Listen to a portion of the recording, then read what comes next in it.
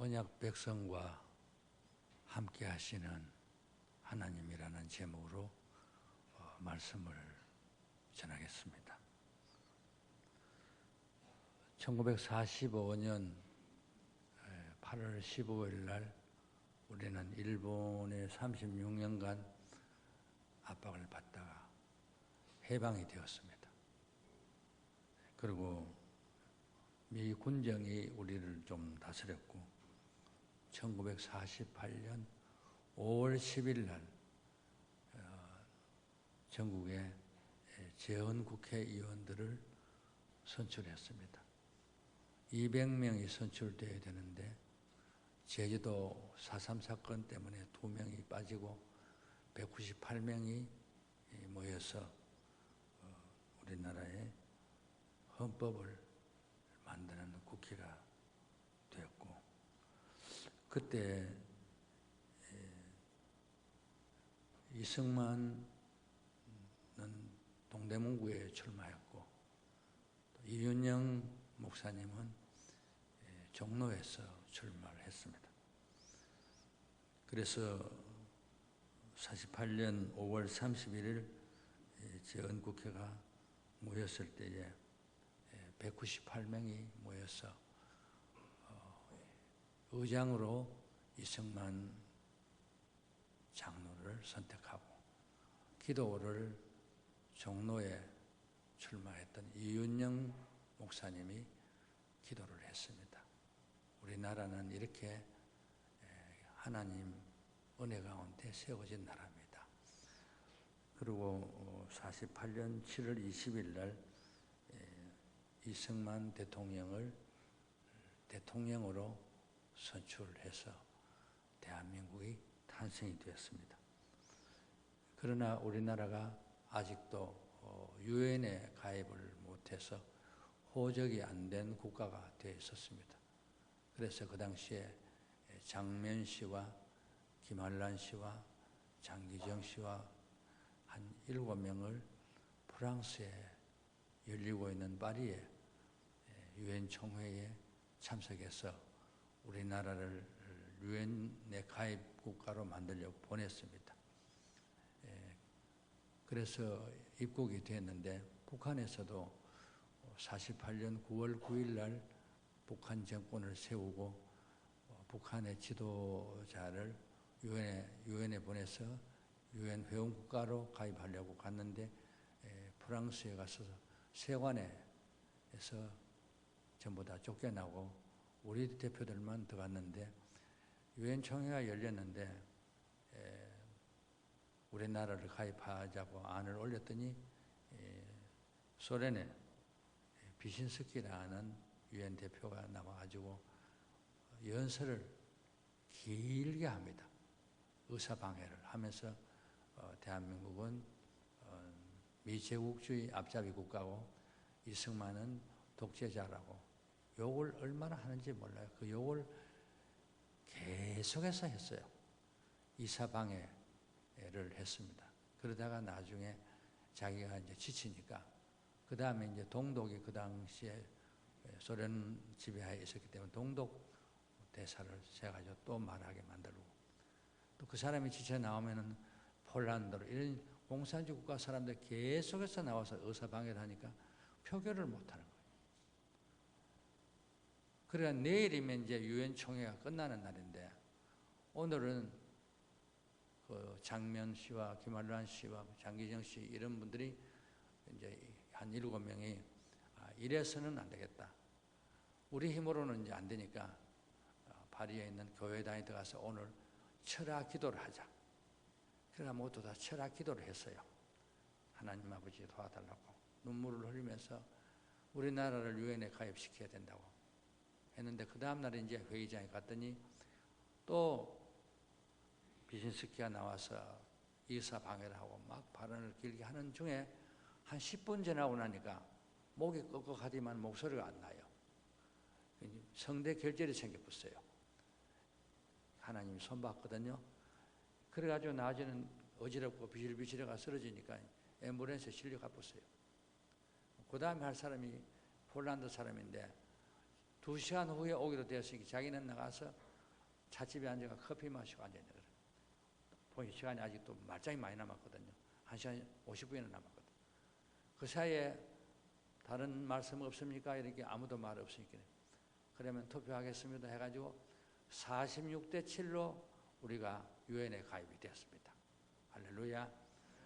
그러고 난 후에 1948년도인데 50년도에 6월 25일 날 아침 새벽 4시에 북한군 12만 명, 또 모택동 밑에 있었던 팔로군 다시 5만 명, 10만 명 포함되었습니다. 전쟁 경험이 있는 사람들인데 만주에 있던 일본군들의 무기를 다 들고, 그리고 12만 명과 더불어 소련제 탱크 200대를 거느리고 남한을 새벽에 기습에 들었어요. 그것도 주일날 새벽에. 그래가지고 갑자기 서울에 들어오니까 서울은 금방 점령되고, 이승만은 대전 내려가면서 나 이승만은 서울을 방어하고 있다고 방송은 나오는데 이미 한강 지났어. 그래가지고 갑자기 쳐들어가지고 대구와 부산 나눠놓고는 다 점령돼 버렸어요. 이제 막 쫄아오는 편이에요. 우리가 유엔에 가입했으니까 유엔에 그러면 이 전쟁을 어떻게 할 거냐 하는 문제를 상임 이사국이 5개 나라거든요. 미국과 소련과 영국과 프랑스와 중국. 그때 중국은 장개석 총통이 지배할 때거든요. 그 5개 나라 중에 한 명이라도 안 된다 이러면은 우리나라에 전쟁을 돕지 못해요. 근데 회의 열었는데 이상하게도 소련 대사가 안 왔어요. 어떤 사람은 설사 났다는 사람도 있고, 어떤 사람은 비행기 연착됐다는 사람도 있고, 어떤 사람은 스타리 가지 마라 이래서 안 왔다 그래요. 근데 5명이, 근데 1명이 다 결의해가지고 유엔군이 우리나라에 참여하게 되었거든요. 망하기 직전에 그래도 메가드 장군이 인천 상륙 작전을 하고, 그리고 서울을 지배하고, 그래가지고 우리나라는 다시 예수 믿는 대통령, 예수 믿는 백성들과 더불어 대한민국은 죽음의 계곡을 지나서 다시 살아나게 되어서 오늘의 대한민국으로 이어지고 있습니다. 얼마나 하나님의 은혜가 감사한지 말로 다 할 수 없습니다. 만약에 그때 우리가 유엔군이 돕지 않았으면 우리는 지금 김정의 밑에서 140km 넘는 김정의 밑에서 무슨 고생을 하고 있을지 아무 수가 없어요. 예배도 못 드려요. 오늘 같은 날 예배도 못 드리고 찬송도 못 부르고 기도도 못하고 헌금도 못하고 감사도 못하고 그런 상황에 처할 수밖에 없어요. 하나님은 우리 민족이 유대에서 유럽으로 미국을 거쳐서 한국에 와서 우리 민족을 하나님의 언약 백성으로 삼아 주셨어요. 믿습니까? 예. 야곱도 하나님의 언약으로 선택받았죠. 그런데 그 아들이 12명이었지 않습니까? 그런 중에서 11번째 아들 요셉을 야곱이 제일 많이 사랑했어요. 편애했죠.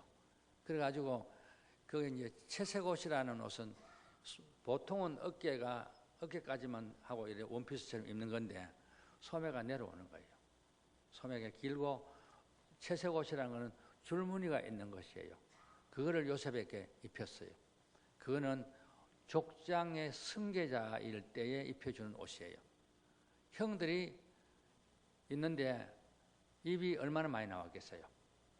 보통 5cm 내지 7cm는 나왔을 것 같아요. 그런데 불구하고 요셉이가 또 하는 말이, 형님들 내가 간밤에 꿈 꿨어. 무슨 꿈 꿨냐 이 새끼야. 꿈 11곡식단이 나를 보고 전부터 꺼보고 절했어. 확 그냥 밉다 그러니까 더 밉게 노는 거네. 그 다음날 또 자고 나더니 형님들 또 꿈 꿨어. 11별이 내보고 꺼보고 절하고 해와 달도 아버지 어머니거든요. 내보고 절하더라고. 이 자식 그냥 확 확 그냥. 근데 아버지는 그 소리를 마음에 새기고 있었어요. 그런데 형들이 양치로, 세겜에 양치로 갔어요. 아버지가 볶음 곡식하고 뭘 준비해가지고 형들 갖다 주라 했어요. 여러분, 일반적인 것 같으면은 아버지, 형들 날 싫어해요. 네, 못 갑니다, 아버지.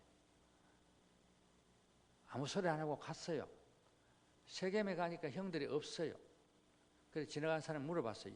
여기 양치던 10명 사람 못 봤느냐고 하니까, 아, 그 사람도 도단으로 갔다.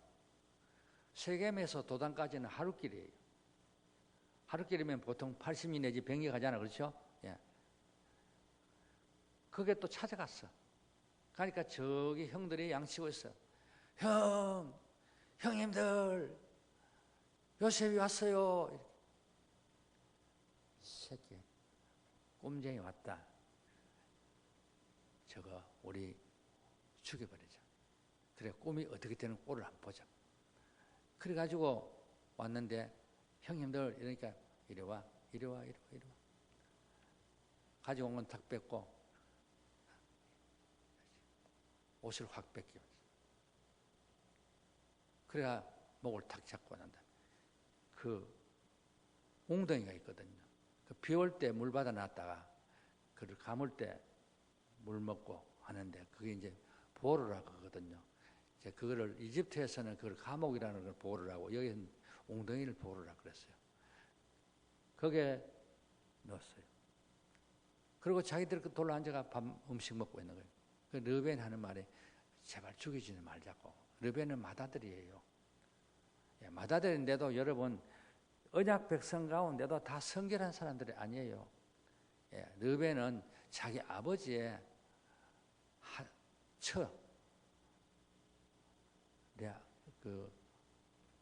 처와 불륜의 관계를 맺어가지고 그런 인간이에요. 예, 페루나죠. 그래도 이제 요셉을 죽이지 말자. 그러니까 또 유다도 죽이지 말자고 그랬는데, 유다는 같이 있다가 미디안 사람들이 장사꾼들이 오니까, 야, 우리 손에 피 묻히지 말고 저거 팔자. 예, 팔자. 그래가지고 은 20세겔에 팔았습니다. 팔고 자기들은 돌아와서 요셉의 겉옷, 그걸 가지고 염소를 잡아가 피를 묻혀가지고, 그러니까 얘들아, 요셉은 같이 안 왔더냐고. 아버지, 요셉은 못 봤는데요. 오다 보니 길에 이런 게 있던데요. 보니까 자기 아들 옷이잖아요. 피가 묻었잖아요. 짐승에 찢겨준 줄 알고 울고 불고 난리가 난 거예요. 그냥 내가 죽어서 수월에, 옛날에는 지옥이나 음부라 그랬지만 현재는 수월이라는 표현밖에 할 수가 없는 거예요. 죽어서 수월에 있는 내 요셉에게 가고 싶다고 피 터지는 소리를 울먹이 울었습니다. 통곡을 했습니다. 그러나 형들은 입 싹 닫고. 근데 그 길로 요셉은 이집트에 팔려가가지고 노예시장에서 비싼 값으로, 그 다음에 그 나라에 이집트에 시위 그 궁을 지키는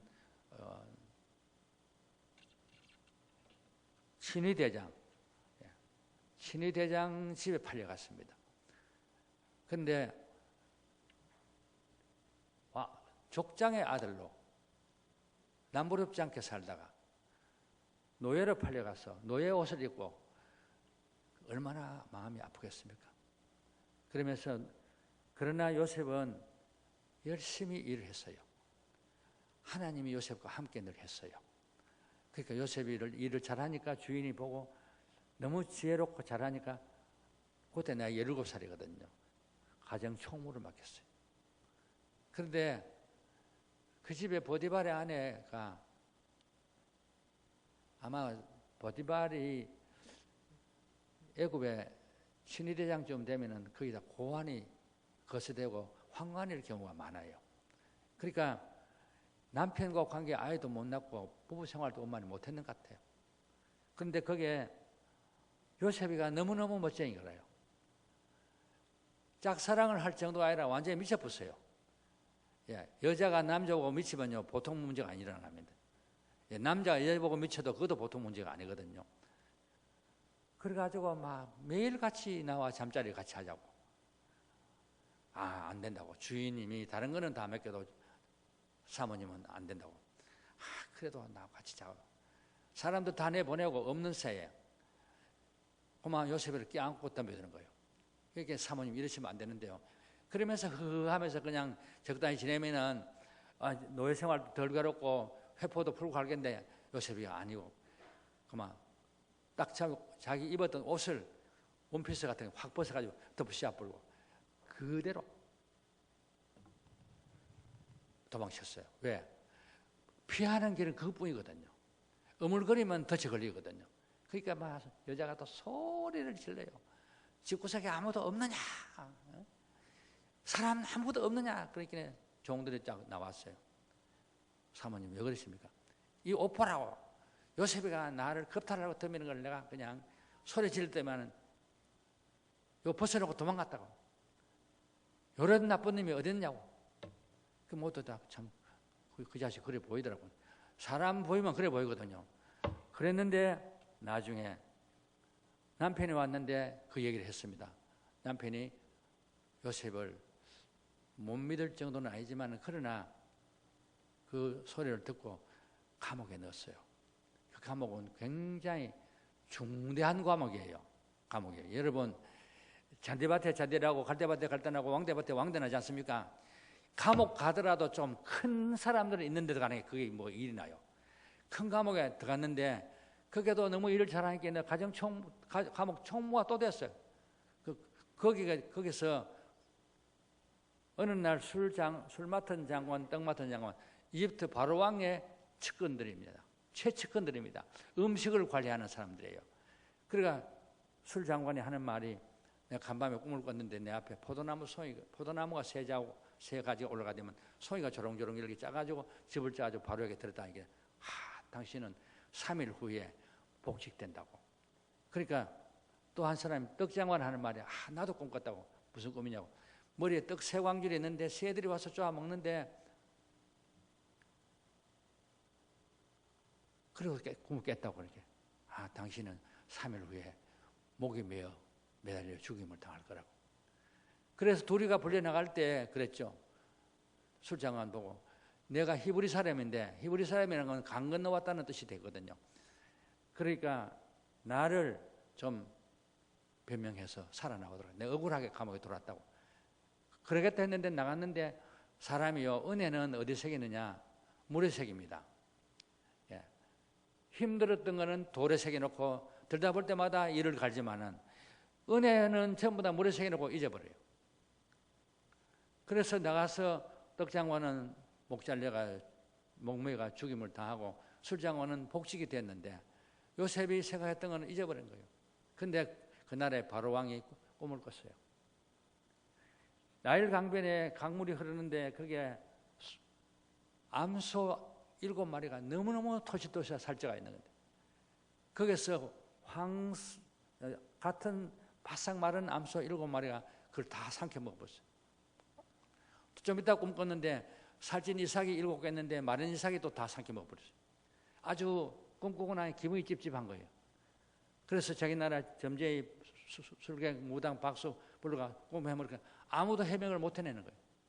그때 술장관이 내 죄가 생각난다고. 전하, 아뢰옵기 황송하나 제가 감옥에 있을 때 제 꿈을 알아맞혀가지고 내가 지금 술장관으로 복직이 되었습니다.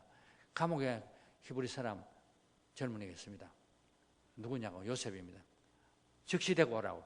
그래 목욕시키고 수염 깎이고 옷 갈아입혀가지고 왕 앞에 갔습니다. 전하 무슨 꿈을 꿨습니까? 내가 이렇고 저렇고 앞에 했던 얘기를 반복했습니다. 그러니까 하는 말이 전하 똑같은 거를 2번이나 꿨는데 이건 확실하다는 겁니다. 7년은 대풍년이 들고 풍년 들 때 전부 다 인형의 농산물로 5분의 1씩 세금 받아가지고 지방마다 창고를 만들어 놓고 그 다음에 흉년 들 때 그거를 팔고 백성들을 살리면은 왕의 이름은 더 높아지고 국민들은 살고 나라는 튼튼해지고 그래 됩니다. 그때 왕이 너무 놀라가지고 바로 왕이 자기 손에 가락지를 뽑아가지고 요셉에게 끼워주면서 자리만 내가 바로지 실권은 요셉에게 다 준다. 이 나라의 국무총리로 명한다고. 하나님의 언약 백성은 굽이굽이 돌 때는 힘들었는데 그거를 버리지 않아요. 국무총리가 됐다. 여러분, 성질이 고약한 인간 같으면은 형들이 자기 괴롭히기로 생각해가지고 특공대를 보내가지고 가나안 땅 보내가지고 다 처치가 지을 수 있지 않습니까? 복수의 분원을 그렇게 안 했어요. 뭘 어떻게 했느냐? 나라에 7년 풍년 드는 것을 곡식 비축하고 흉년 드는데 2년 됐을 때에 가나안 땅에 잠아요. 제일 앞에 있는 문 졸지 마세요. 내가 다 보고 있어요. 그런데 가나안 땅에 보냈어요. 가나안 땅에 소식이 들리기를 그것도 가물어가지고 2년간 흉년 들었는데 아들 10명을 애굽에 양식 있다고 아버지가 돈 넣어가지고 보냈어요. 요셉이 양식 구하러 온 자기 형제들을 보니까 당장 알겠는 거예요. 옷 입은 꼴이나 말하는 거나 자기 말 다 아니까요. 통역을 시작하 말하는데 그래 너희들이 어디서 왔느냐고. 가나안에서 왔다고. 아, 헛소리 하지 마. 너는 첩자들이라고. 아닙니다. 우리는 한아버지 아들로서 한 명은 일찍 없어지고 한 명은 지금 집에 있고 아버지도 집에 계시고 우리 10명은 형제 같은 형제입니다. 헛소리 하지 마라. 첩자다. 여봐라 이분들 전부 다 감옥에 가더라고. 10명을 감옥에 가뒀어요. 그 3일 후에 끄집어내고 난 다음에 하는 말이 그래 너희가 정말로 한 아버지 아들이라면은 한 명이 여기 인질로 남아라.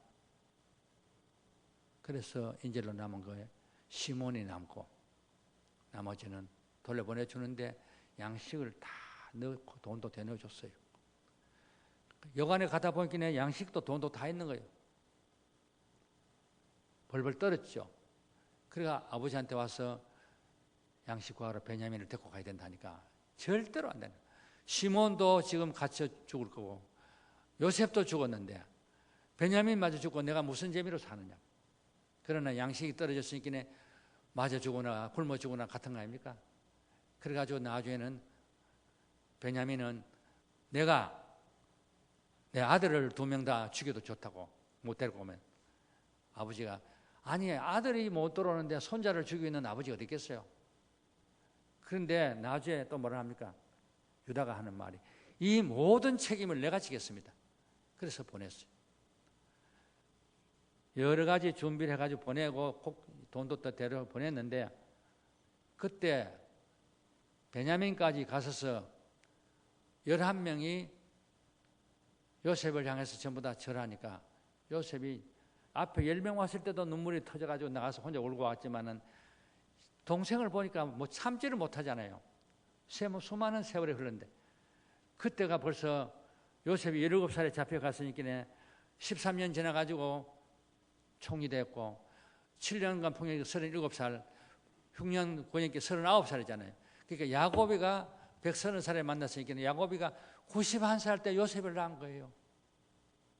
그래가지고 그 형제들을 만나고 그러고 난 다음에 요셉이 별관에 식사 대접한다고 점심 준비 시켜놓고 요셉과 형들과는 따로 식사를 하면서 그래야 아버지가 안녕하시냐 묻고 그러고 난 다음에 베냐민에게도 선물을 주고 형제들께도 선물 주고 돌려보내면서 베냐민 보따리에 은잔을 넣어놨어요.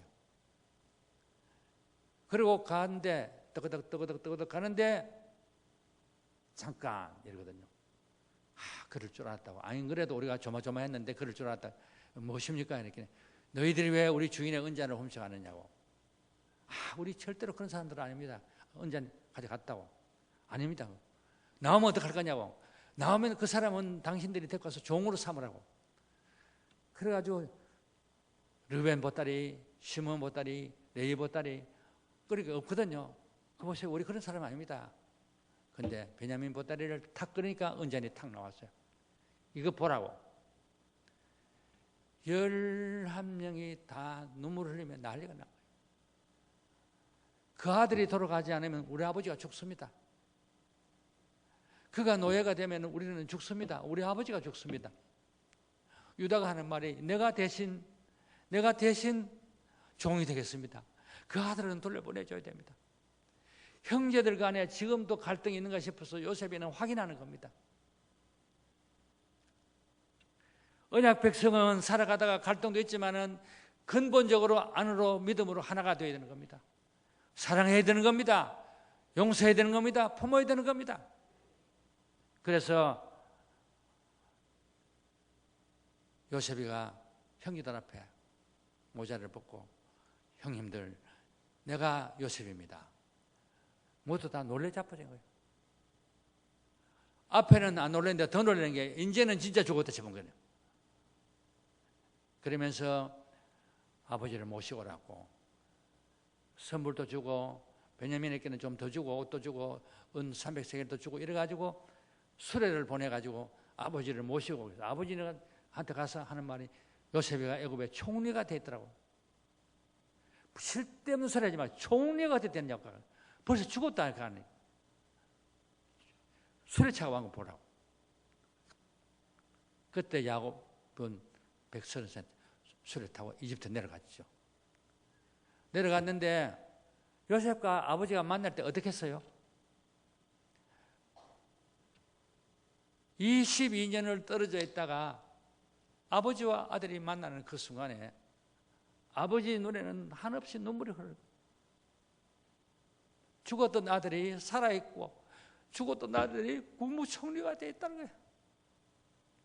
하나님의 섭리는 신모막측해가지고 그 고비고비 그거를 다 이용해서 유익하게 만들어 나갔어요. 그 뜻대로 행하는 자에게는 합력해서 선을 이루시는 하나님의 뜻이 거기에 있었어요. 그래가지고 바로가 야곱을 만나자고 갔더니만은 그래 나이가 몇 살이냐고 험악한 세월을 보냈습니다. 우리 조상들에 비하면 덜 험악했지만 제 나이가 130살입니다. 그래 뭘 하고 살았냐고 양 짐승들을 칩니다. 그럼 넌 고센땡을 가져라고. 그러고 난 다음에 요셉과 야곱이 만나서 17년간을 같이 살다가 47살에 야곱이 죽기 직전에 자녀들에게 전부 다 안수하고 물론 요셉은 애굽에서 결혼해가지고 첫 아들 낳은 것이 므낫세 잊어버리자. 너무너무 힘들은 잊어버리자. 두 번째 에브라임은 창성케. 그러고 난 후에 거기서 아버지를 장례 치르는데 70일 동안 향유를 넣고 지어가지고 막벨라 굴에 장례를 치렀어요. 그리고 그 후에 이집트에 그때 내려간 70명이 내려간 그것이 불어가지고 250만 명 돼가 그들이 다시 출애굽 모세가 출애굽시키고 여호수아 가나안 정복시켜가지고 하나님이 말씀하신 대로 후손들이 하늘의 별과 같이 바다의 모래같이 많게 한다는 그 약속대로 이루어 주신 것이죠.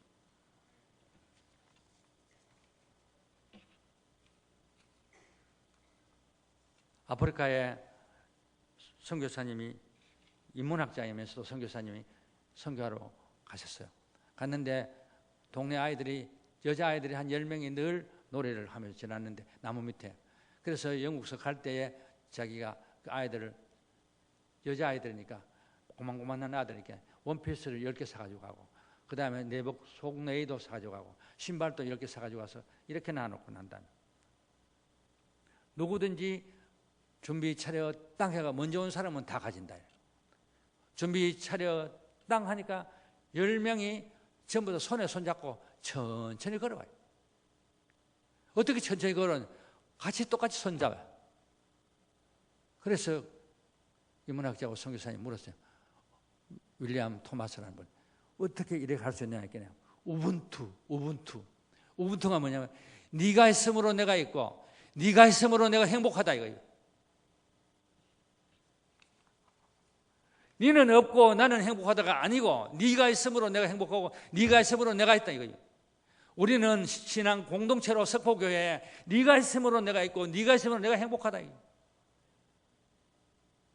빅토르 위고가 장발장이라는 소설을 썼지 않습니까? 레미제라블이라는 프랑스에 독재하던 나폴레옹 그걸 비판하다가 좀 많이 어려움을 당했습니다만은 그러나 조카들 7명 끼니를 못 떼어가지고 있는 걸 그날도 돈 못 벌고 빵 한 조각 훔쳐가지고 잡혀가지고 탈출을 하려다 잡히고 탈출을 하려다 19년간 감옥을 생활했어요. 감옥에 교도관들이 16안 해도 교화가 안 됐어요. 19년을 교화시켜도 교화가 안 됐어요. 그런데 풀려났어요. 너무 목이 말라가지고 교회를 가가지고 은잔을 보고 훔쳐가지고 나오다가 자배로 경감한테 딱 걸렸어요. 네 어디서 훔쳤느냐고. 들어가자고. 그래 들어가니까 미리엘 신부가 하는 말이 그거 내가 아까 준 거라고. 은초 때 들고 나와서 이것도 같이 가져가는데 왜 안 가져갔느냐고. 용서하는 그 한마디에 19년도 교화 못 시키던 그 장발자님 눈에 눈물이 그냥 피 없이 쏟아져. 그러고 난 후에 그 도시를 떠나서 그는 새 사람이 돼가지고 시장이 되었거든요. 너무 열심히 잘해가지고. 근데 자베르 경감이 따라다녔는데 프랑스 혁명이 일어나가지고 그때 사람들이 자베르를 잡아가지고 죽이려고 그랬어요. 그러니까 장발장이 하는 말이 이 좋은 날에 그렇게 죽이지 말라고. 그러니까 사람들 다 간 다음에 자베르 경감이 장발장 보고 하는 말이 어떻게 나를 안 죽이느냐고. 날 따라오라고. 나지막한 산에 올라가서 앞에 보이는 들판을 보면서 이 들판을 보라고. 얼마나 넓으냐고. 그보다 더 넓은 곳은 바다를 보라고. 얼마나 넓으냐고. 그보다 더 넓은 게 뭐냐고. 하늘이라고. 하늘보다 더 넓은 게 뭔지 아니고 용서하는 마음이라고. 기도하겠습니다.